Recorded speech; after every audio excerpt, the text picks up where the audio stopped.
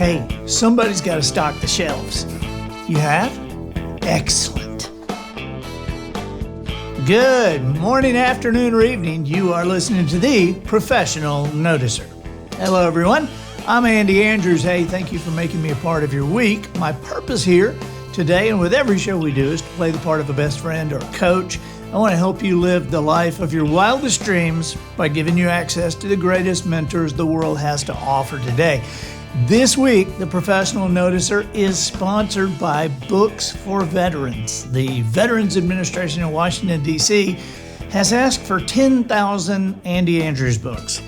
I'm personally donating as many as I can, but to reach 10,000, I need your help. What we're able to do to make that easier for you is for every $10 donation you make, a hardback book will be sent to the VA for the veterans, their families, and for the employees of the VA in D.C. Now, that $10 will cover the cost of the book, the shipping, and handling. So whether you can make this a personal gift or a corporate donation, just go to andyandrews.com/veterans. And this can be added to a website purchase or done as an individual entry. And thanks very much for your support. Okay, observations and answers. So what we do here on the Professional Noticer, and today we have a treat because not only do we have a professional who is at the top of his game, we have a personal friend of mine, and so I'm gonna introduce you to the number one general manager of a Publix store in America, Publix supermarket. This is the number one guy. Please welcome Bennie Dalzell. Hey, buddy. Hey, Andy, thank you. Thank you for having me. I'm looking forward to this. Man, I am sometimes amazed. We have friends that come into town and they'll go, "Oh, you have a Publix." I say, "No, we have the Publix because we have Bennie." And they say, "Who's Bennie?" I said, he's the guy. Yeah. I mean, how many Publix stores are there? About 1,272. And we're in 7 states, Florida, Alabama, Tennessee, North Carolina, South Carolina, Georgia, and Virginia. We just opened up Virginia a couple of years ago. So. Wow. Now, did you notice I wore the Publix colors? I did, and I appreciate that for you being in dress code. Yeah, proper dress code. It's a new shirt, and I thought, I'm wearing that one today. In honor of Bennie and Publix. And now, how... So it's 1,272 stores, and your store has the number one all-time day total and weekend. Right. I mean, that correct. Is...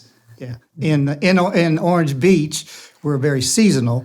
So from like Memorial Day to about the second week of August is when we really shine in sales for the company. Because then once school starts back, we just drop down to a regular store, and our business is only on weekends if the weather's good. Right. Well, I'll tell you when.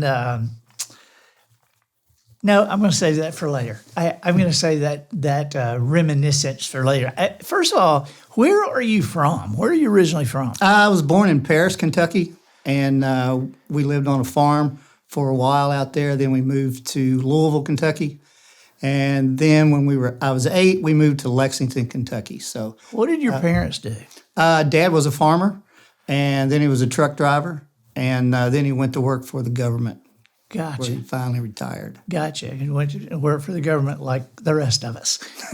Yeah. Yeah. So now, how did you get into the grocery business? And well, it's been a long, long tour, let me tell you. But I graduated from college in '76 and went to work in a liquor store. Right. With my college degree in business. And your parents are so proud. They were.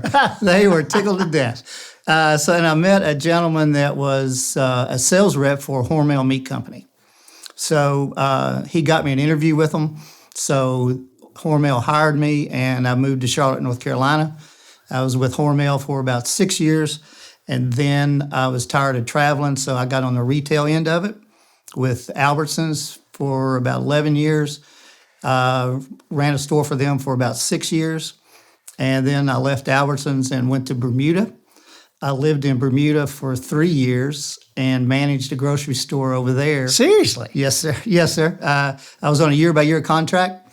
I was contacted by a headhunter out of Virginia. And so I just flew over there and liked things, and they made me an offer and went back and resigned and then moved to Bermuda. My gosh. Yeah. I mean, now that'll tell you, if anything will tell you that this guy is the best. A headhunter came after him, offered him a job in Bermuda. And I bet it's probably one of the few grocery stores you can buy short pants in. Yeah. And there was only like 8 stores on the island. And I worked for a guy that was a barrister, which is just an attorney in England, and he owned the stores, and he had this headhunter recruit people. So there was managers over there from Walmart, from Tom Thumb, from Winn-Dixie, and of course I was from Albertsons. And so that's how they recruited, and that's how they got people to run their stores. Gotcha. By headhunters. Well, when did you connect with Publix? When I came back from Bermuda. I came back in February of 2001, and I didn't do anything for 3 or 4 months. And then I went to work for Publix in June of 01. So it's 20 years. You know, the reason I'm curious about you ending up with Publix is because I read on the internet when I see these lists, you know, the best so-and-so state by state, and, you know, or the best chain of so-and-so in America or whatever. Mm-hmm. I always look, you know, and so I've seen several times that Publix is at number 1 on those lists as far as best grocery store experience, best, you know, and so to me, I mean, that just gives me a lot of pride, you know, like I had something to do with it, that, you know, that the best chain of grocery stores and the best store is managed by my friend. Yeah. Well, thank you. That's very nice. We are an associate-owned company, so we're not traded on the market. So they give us stock in the company. And we've got about probably 225,000 associates working for us now. And we have appeared on Fortune's magazine, the top 100 companies to work for, since 1998. We've been on that list since 1998. Wow. Yeah, so it's a great company to work for. That is awesome. So let me ask you this. Who is your worst customer? You can say Polly. I don't know. Yeah, you can say Polly. Well, there's several, but Polly Andrews is very near to me, and she's not afraid to give me her opinion on merchandising or where things should be placed in the store. She loves you. I mean, she loves you. But I just shake my head because she'll come home and go, I saw Benny. You know, I told him that I told him, you know, that they ought to put the milk in so-and-so and so-and-so. And, you know, and I asked him why they're putting the so-and-so in this such a place. And you handle that. Now, you're not her husband, so you handle it so much better than her husband would. Right? I mean, because I mean, what did she give you grief about one time? Martha White Flower. Martha White Flower. Yeah. Martha White Flower. And then, of course, Tab. When they quit making Tab, it was all my fault, you know. Right. It was during the pandemic, and I wasn't ordering enough, and I wouldn't order it for her. And I said, Polly, I said, they're not making it. It's the pandemic. There's aluminum shortage. They're just doing away with underperforming items, and that's been around since 1920, and, you know, it's gone. Well, I mean, you know, you just had to tell her it was gone. I had to keep her from jumping off a cliff. I mean, man, the Tab thing was a big deal. Yeah, it was. And then I sent her something from Marty and McGee. Do you know Marty and McGee? That they're sports announcers. Yeah. And they've got a Saturday morning show. They were talking about it, and Tom Rinaldi, who was on ESPN and now he's since switched to another network, he did a eulogy on Tab, and so Marty and McGee put it on their website. So I sent it to Polly, and I said, Polly, it's official. Here's the eulogy. Tab is gone. Tab is dead. Yeah. Oh my gosh. And then there was a time when we had a remodel, and this was a couple of years ago, and they come in and they move things around and that type of thing. And we moved the cleaning supplies from one side of the store to the other side, and she just couldn't get over that at all. I mean, every time she said, it's on aisle 9, it needs to be on aisle 17, So she was always giving me merchandising advice. Oh my gosh. Yeah. Well, and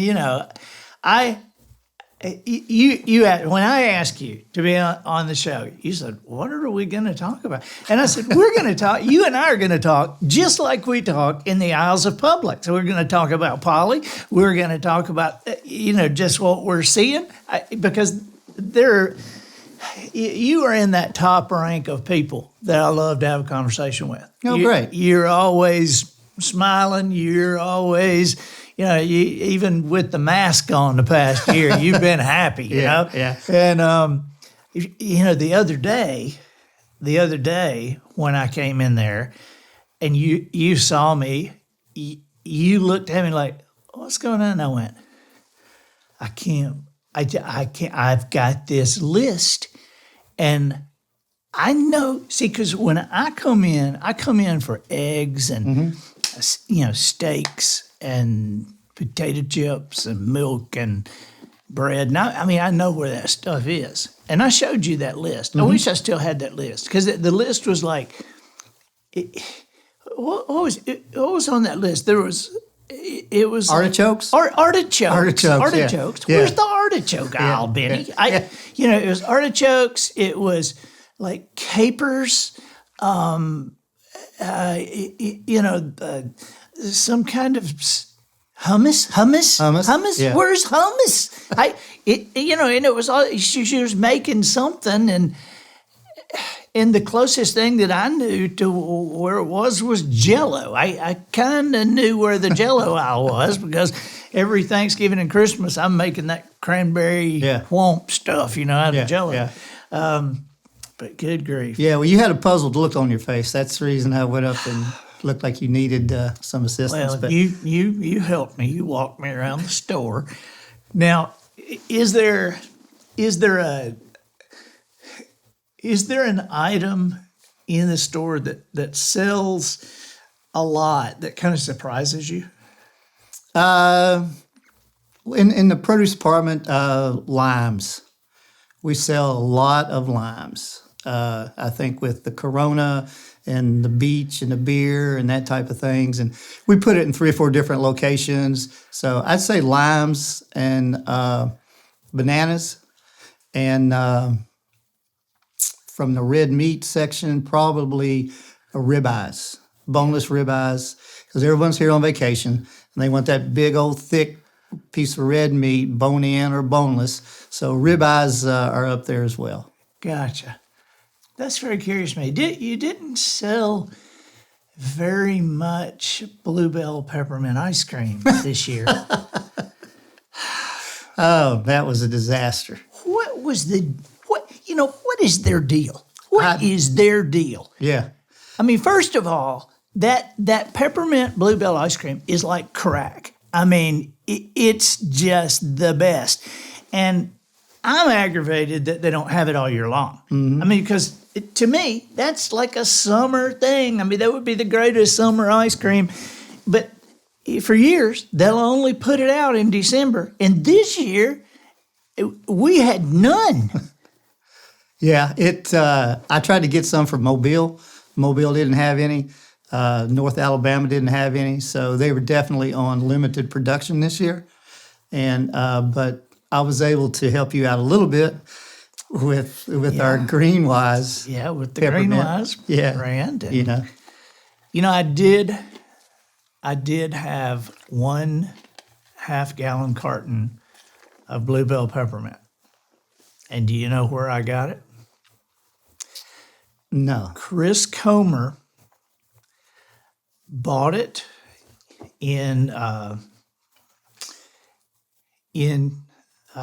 Kansas City and shipped to. No way. Yeah, 'cause he saw that smart aleck Yeah. message that I left to you Yeah. Yeah. about it, and shipped me some Bluebell. Wow. And What a friend. Holly and the boys found out about it after I'd eaten it. Well, of course. I said, "Look at this empty carton. Wouldn't you Yeah. love to have some of this?" Yeah. That's funny. Oh my gosh! So, where, people in the store, they love you. I mean, that is. Well, thank you. It is very apparent that they don't just respect you or follow your orders, they love you. And it's so obvious the culture you have created in that store. And so what is your, I guess, what is your strategy for dealing with people? Because you got brand new people, you've got a turnover because you have some young people working. Mm-hmm. And so we do have quite a bit of turnover. Like right now, we've got the Kaleo group from Kansas and Missouri that are here. They're here for June and July. I've got about 15 of those people. So what is that? What group? Kaleo Group? It is a Christian-based organization, and they're out of Kansas and Missouri. They're college students. They've just either finished their freshman year or their sophomore year. Gotcha. And so they come down here and they help us. And they come down. They bring down probably like 2,500 people. And it's for the June and July, and then they do their witnessing and their classes and stuff on the weekends, and they help us out. But we have a good training program that we try. Everyone goes through the same thing, and then of course we have an open door policy. I just try to be friendly with everybody that works for me because without them, I couldn't do this thing at all. Right. It's just amazing what my group can do when they all pull together. After a busy Saturday night and Sunday morning to put that store back together. So communication, I let them know my expectations, and then follow up to make sure that they're doing what I expect them to be doing. But I think the open door policy has a lot to do with it, and being friendly and calling people by their first name, knowing their name. It is, the local people here, we generally know, don't go in on Friday afternoon, when people are coming in for the weekend or whatever, because I don't know how you guys do it. It is, but it works very smoothly. I don't, because I watch things like this, and I deal with companies, and I watch, and I don't ever see any of those people get bent out of shape. I don't ever see them get frustrated even. Now I've seen some customers get that way with them, but I've seen the opportunity for somebody to lash back, and but I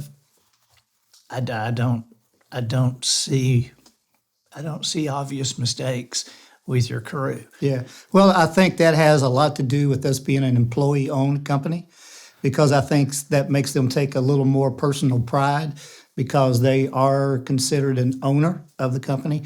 Anybody that works for us for a certain period of time, the company gives them stock in the company. Right. So it makes them an owner. So I think that has something to do with it. Skin in the game. Yeah, they got skin in the game. Yeah.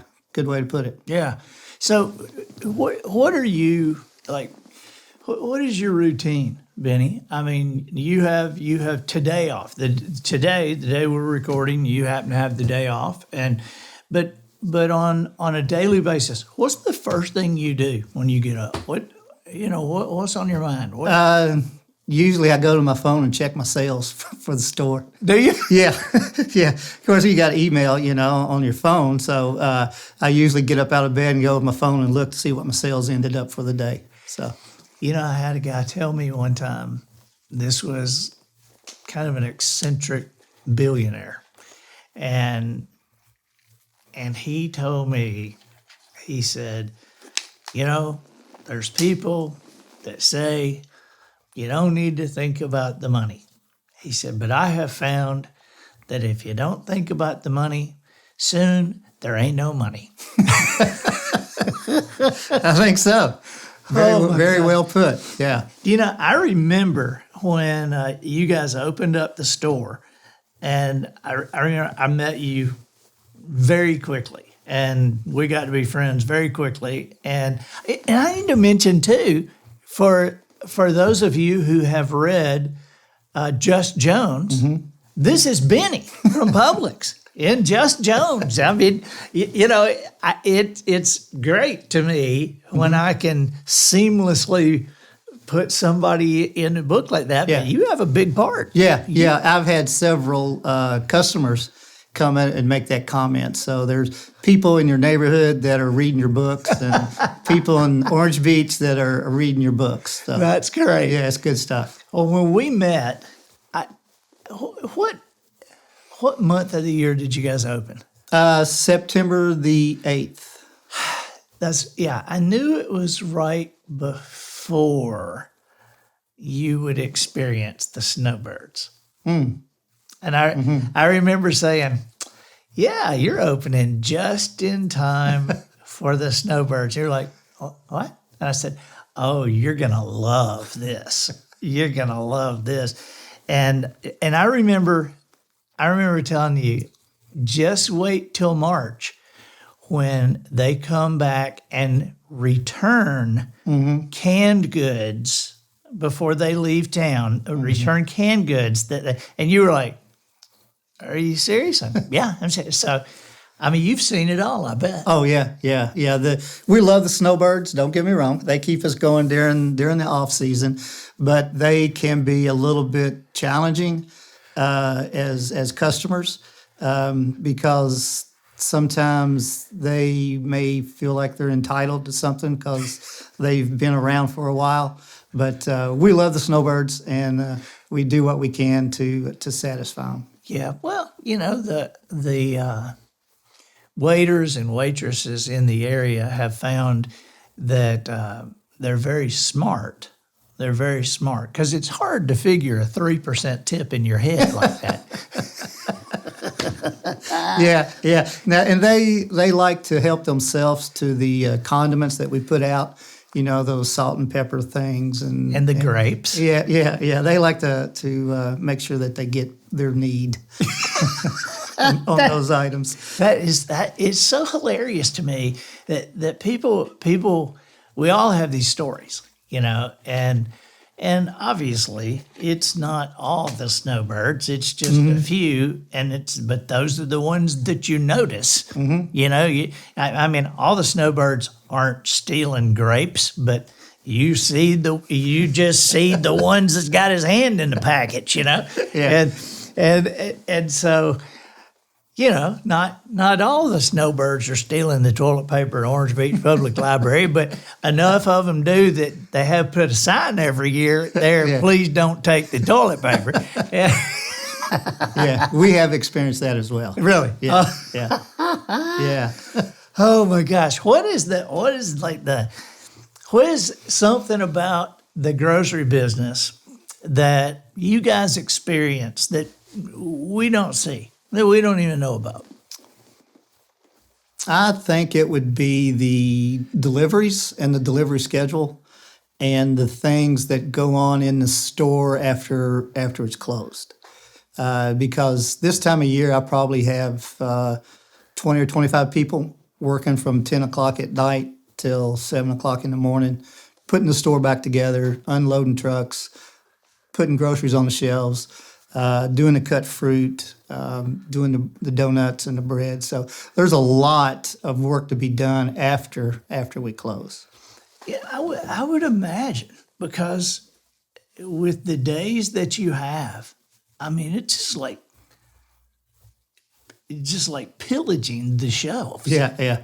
You know, I mean, and you guys obviously have to keep it going during the day. I mean, when people come in and wipe out stuff, I mean, I see them putting stuff back out, and there's always a couple of guys in the produce department, always, restocking. So Yeah. that is amazing to me. And it's also, it's amazing to me about the grocery business, just having gone into different stores, that there is, how do I put this? There is a level of cleanliness that, I don't know if you guys are known for this, but you can certainly see the difference. And so what are your standards there? Are there federal standards? I mean, No, it's just Publix doing the right thing to keep our stores clean. We try to pride ourselves on keeping clean bathrooms. And of course, during the pandemic, we had people wiping down carts all day long. We do floor sweeps 5 or 6 times a day. So we're continually cleaning as we go. And we have someone that comes in at 2:00 that just starts cleaning. That's all they do in their shift. really. It's just clean, yeah. Do you know, I read a statistic the other day that said that there's some correlation that they did with a study about the higher the education level that somebody has and the higher salary they make, the more likely they are to return buggies to the right place. Isn't that amazing? Yeah. I'm always kind of embarrassed not to. I want to help you, but I'm kind of scared somebody see me and go, look at that sorry dog, just leaving that. And so, Yeah. Well, we have a couple of customers that will bring in carts. Stan Moss. I don't know if you know Stan Moss. He's with Christian Service Center. He always makes a point to bring in 2 every time, he says. That's awesome. Well, when I see you out there doing it, I help you. Yeah. So I appreciate your help.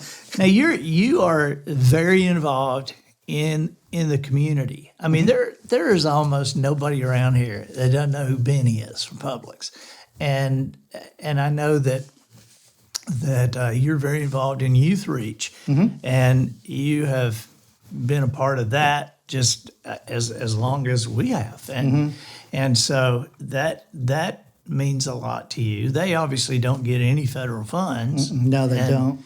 And then you're on the board of directors of United Way. Here. Correct. Yeah.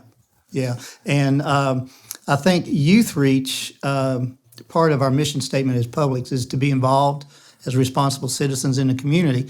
And I reached out to you one time and asked you what organization should I go to that would need some help, and you told me Youth Reach. Yeah. So that was probably 5 or 6 years ago. And I started out with them by feeding the boys on a Tuesday night once a month. Just take them a bunch of food, and they try to give them structure, and they try them to build their character and good work ethic. And they just need people to help be there. Yeah. And so I take them dinner and then spend some time with them after dinner, just talking to them. And it was very rewarding. It was very rewarding for me because, I've given back to the community, and that's a great organization. Like you said, they don't get any federal funding.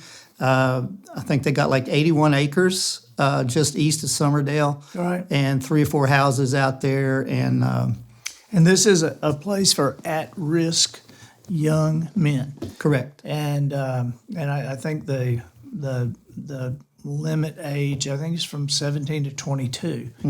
And they have done incredible work. They have. They have. 3 or 4 years ago, they started a disaster relief program for themselves. And I think it started with Hurricane Harvey, if that was in Houston, right, maybe about 4 years ago. Right. And so they load up a van. They go help let people put their life back together, and they don't charge them anything for it. And then I think the last one they participated in was the one here, Hurricane Sally. Yeah. So they're getting involved in the community and getting back too. So You know, a lot of people don't know this about Youth Reach. I mean, not only do they not get federal dollars and rely on, private help, but when a kid goes into that program, they don't charge that kid or that family. that's right. Yeah. There's nobody's having to pay that. I mean, we take care of that. And Right. I say we, I mean the community at large. And so I think that's just amazing to make it so open. What do you do? Yeah. What do you do with United Way? I'm on the board of directors with United Way, and we keep all the funds back into Baldwin County. And Baldwin County, I think, is the largest county in the state of Alabama. And so I just sit on the board, and we listen to the agencies and just help them out as much as we can.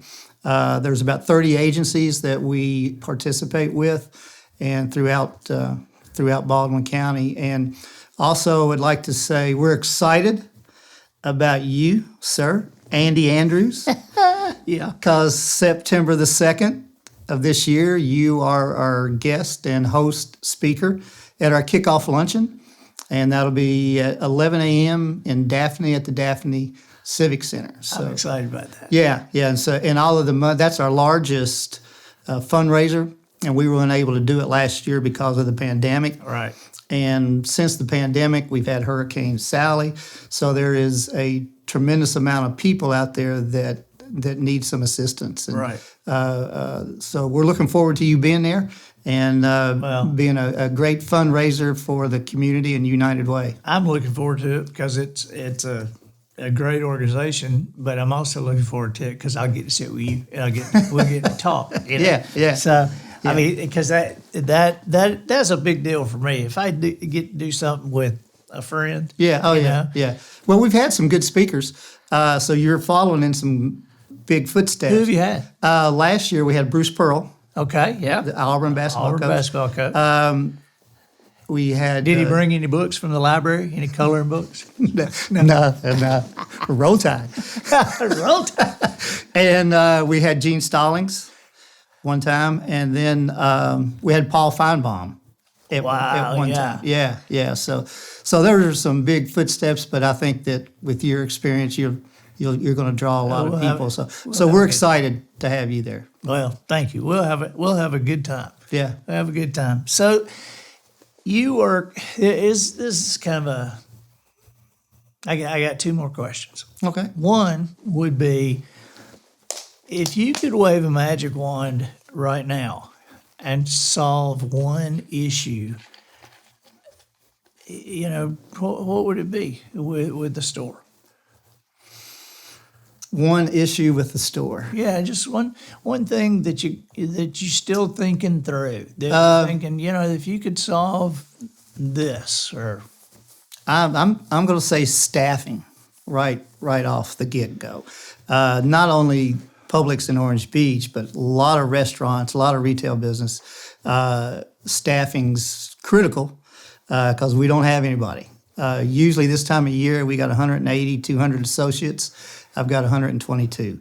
So, we're working our people lots of hours. And sometimes that concerns me because then they may get tired, then you got an injury coming. So, but we're trying to keep them under a certain amount of hours. But I think to fix the staffing at the store would be my number one issue at this point. Wow. I was in Lowe's the other day and saw at the checkout counter they had a sign that said, "Do you need a job? Come to customer service. We will interview you right here." I'm like, wow, And I saw a sign the other day that said, "Due to the shortage of employees, long-haired freaky people can now apply." Yeah, that is funny. Yeah, that is funny. I know several restaurants that have closed for lunch because they can't get enough people to work, and the cooks and the kitchen help were working like 9 o'clock in the morning, 11 o'clock at night, so they just shut down for lunch. So there's Yeah. staffing's an issue not only in my store but throughout Orange Beach, I think, especially in the retail and restaurants. Yeah, it's and I think there may be a lot of that everywhere right now. I would think so. Yeah. So here's the last question. Last question is you work with all ages. I mean, you lead. I mean, Chuck back in the seafood, you know, and then the really young people that work up around the registers, you know, bagging and helping people, and I marvel at your ability to get the production out of all of those demographics. Because one of the things that I deal with going, you know, working with companies is they'll tell me we can't get these people to work, or these people do this, or that kind of person. And so you seem to have, even though you're understaffed, maybe they're a little overworked, you seem to have a smooth system going. And so what is it that you say to a young person that's coming in, and maybe it's their first job? What is it that you say to make them at home and have these? Because, man, I fear that a lot of kids are not taught manners as completely as we were, I'll say. And so sometimes that shows up, but I have not seen it show up at Publix. And so what is it that you're saying? How do you start these kids who maybe they haven't had, you know, Brian Gibbons and I helped. I was like an assistant coach on a Little League team, and we decided we were going to shake hands with all these 12-year-olds. They come in. Well, it became obvious pretty quickly that these kids had never shaken hands with anybody, you know, and so they were shaking our hands before practice, after practice, before a game, after a game, and it became we were kind of shocked that very few of them were versed in that. And so how do you get people up to speed that fast? Well, as I said earlier, we do have a good orientation. And I always make a point to go into the orientation and introduce myself to them. And I'll tell them about the open door policy. If anything that they got questions or anything, they can always come to me.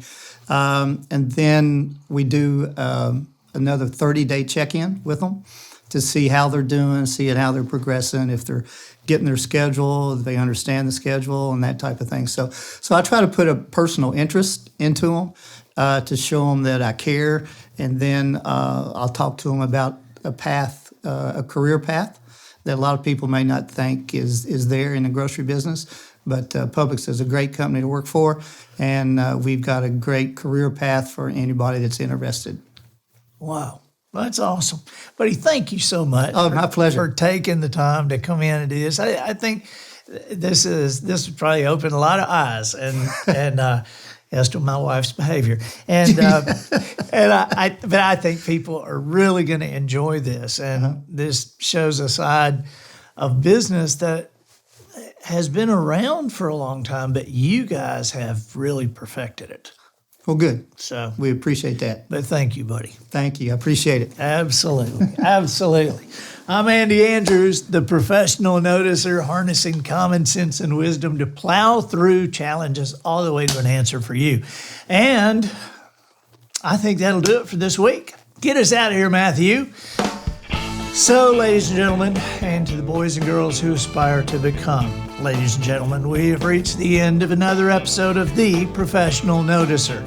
In a world where common sense has become a superpower, I'm harnessing the tiny bit of mental energy I have for you, seeking wisdom, making observations, and endeavoring to answer tough questions in a way that will empower your family and your business. I'm Andy Andrews. Until next week, goodbye. This episode of The Professional Noticer was produced by Matt Limpert. The Noticer theme written and performed by Sugarcane Jane. Generic brands provided by Twinkle and Smoke of Beverly Hills. Additional financial consideration provided by theflavormaker.com.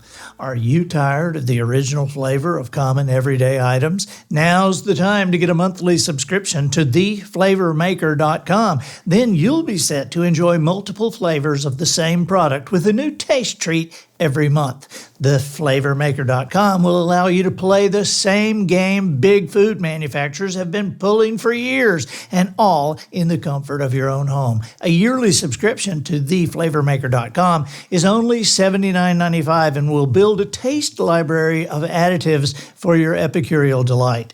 Tired of regular chewing gum? Now you can chew ranch, nacho cheese, or oregano gum. For breakfast, enjoy cookies and cream scrambled eggs, salt and vinegar biscuits, and sour cream and onion pancakes. Instead of ordinary lemon, bake yourself a Tabasco pie. Serve your favorite dinner guest a unique twist on traditional banana. Bring on the French onion and chives pudding for dessert. Of course, an appetizer of peppermint chocolate-covered shrimp would be a nice addition to the meal as well. So go online now and get your subscription to theflavormaker.com. Your palate's imagination is our only limitation.